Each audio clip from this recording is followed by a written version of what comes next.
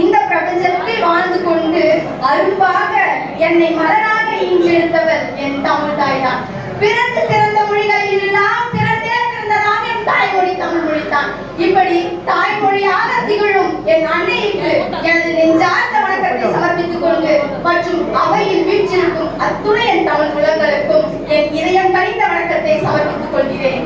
இன்றோ எனக்கு எந்தவித தலைப்பும் அளிக்கப்பட மாட்டாது என்று கூறிவிட்டார்கள். என்ன தலைப்பு பேசுவது என்று தெரியாத ஒரு சூழ்நிலைக்கு தள்ளப்பட்டேன். எதற்காக எனக்கு தலைப்பு அளிக்கவில்லை என்றால், இங்கு மாணவ செல்வங்களும் ஆசிரியர்களும் வீற்றிருக்கிறார்கள். ஆசிரியர்களையும் மாணவ செல்வங்களையும் ஊக்கப்படுத்தும் வகையில் ஒரு சிறு பேச்சு 2 மணி நேரம் 2 நிமிடங்கள் தான் என்று கூறிவிட்டார்கள். இதனால் 2 நிமிடங்களில் நான் பேசுவது என்பது மிகவும் ரொம்பவும் எப்படி சொல்றேன்னா தக்க முடியாத ஒரு செயல் தான். இப்படி 2 நிமிஷத்துல இதுவரை எங்கேயும் பேசலன்றதுதான் நிதர்சனமான உண்மை. நான் கமலனார் ஐயா அவர்களை பற்றி நிறைய காணொளிகள் பதிவிட்டேன் அப்படின்ற காரணத்தினால ஐயா அவர்களை பற்றி ஒரு சின்ன ஒரு சுருக்கத்தையும் மாணவர்களுக்கு பயனுள்ள வகையில ஒரு சில முன்னேற்றத்திற்கான சில கருத்துக்களையும் மட்டும் கூறிக்கிட்டு என்னுடைய உரையை முடிச்சுக்கிறேன். மங்களம் குப்புசாமி அவர்களின் இயற்பெயர் குப்பன் என்பதுதான். ஆனால் அவரோ அவர் தந்தை இட்ட பெயரை மருவி மங்களனார் என்று வைத்துக் கொண்டார். 1987ஆம் ஆண்டு புளியமங்கலம் என்னும் சிற்றூரில் பிறந்த இவர் தனது பள்ளி படிப்பை எப்படி கற்பது என்ற சூழ்நிலையில் தள்ளப்பட்ட காரணத்தினால் இவரோ தனது பள்ளி படிப்பை சிறு புத்தகங்கள் வழியாக கற்றுக்கொண்டார். தமிழ் மீது கொண்ட அன்பும் மற்றும் காதலின் காரணமாகத்தான் இவர் தமிழுக்காகவே உயிர் நீத்தார் என்பதுதான் நிதர்சனமான உண்மை. ஐயா அவர்கள் தமிழுக்காக மட்டும் இல்லாமல் வடக்கெல்லை மீட்க வேண்டும் என்ற காரணத்திற்காக வடக்கெல்லைக்காக தன் உயிர் நீத்தார். அதுவும் நம்மளில் நீத்தார் என்பது எனக்கு மிகவும் வருத்தமாகவும் ஆழ்ந்த இணக்கமாகவும் இருக்கிறது. ஒரு பக்கம் பெருமைத்தான், அவர் பிறந்த இந்த மண்ணில் நானும் பிறந்தேன்.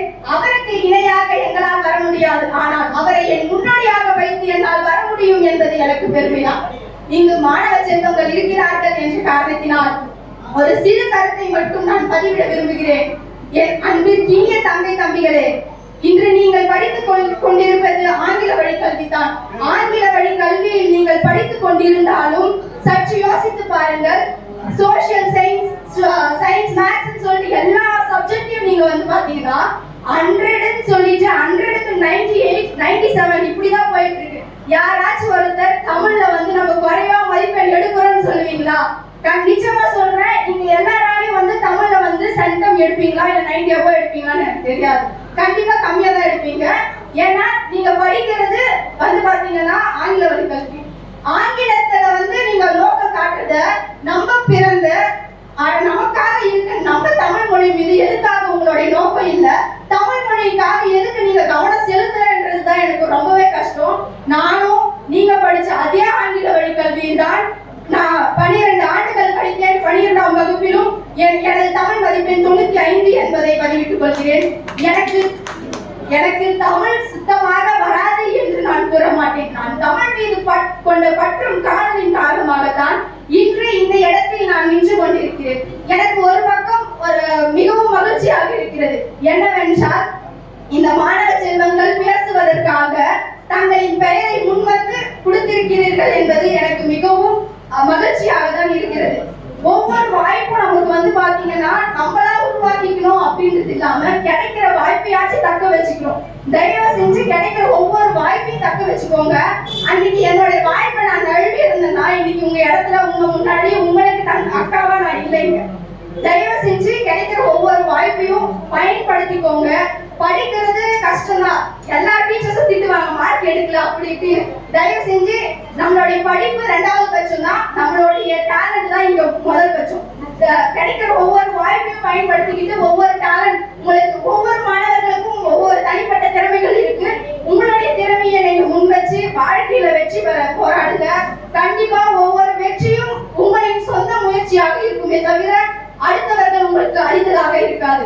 சொந்த காலில் நிக்கணும் அப்படின்னா படிப்பை மட்டும் நீங்க நம்பாம உங்களுடைய திறமையை நம்புங்க. தமிழுக்காக குரல் கொடுத்தார், வடக்கெல்லைக்காக குரல் கொடுத்தார். நானும் அவர் வழியில் தமிழுக்காக பல மேடைகளில் மண்டியிட்டு கூட கேட்டுக்கொண்டேன், என் தமிழுக்காக குரல் கொடுங்கள், குரல் கொடுங்கள், குரல் கொடுங்கள் என்று.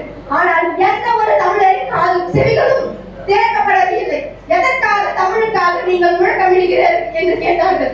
தமிழோ என்னை வளர்த்தவள், தமிழோ என்னை ஈன்றவள், தமிழுக்காக நான் பிறந்தேன், தமிழ் தாயின் சுவாசத்தை நான் சுவாசித்துக் கொண்டிருக்கிறேன், தமிழுக்காக என்றும் என் உயிர் உள்ளவரை உயிர் குடர் கொடுப்பேன் என்று கூறி ஆதியில் பிறந்த மொழியாம், ஆதியில் பிறந்த மொழியாம், முச்சங்கத்தில் மூத்த மொழியாம், என்றும் எம் தமிழ் மொழியாம், தாய்மொழிக்காக என் உயிரை ஈர்க்கவும் நான் தயங்க மாட்டேன் என்று கூறிக்கொண்டு வாய்ப்பளித்த அனைத்து நாள் உள்ளங்களுக்கும் நெஞ்சங்களுக்கும் நன்றி பாராட்டி விடைபெறுவது உங்களின் அன்பிற்குரிய தமிழ் மொழியிலும் அவரது சீரானி நன்றி.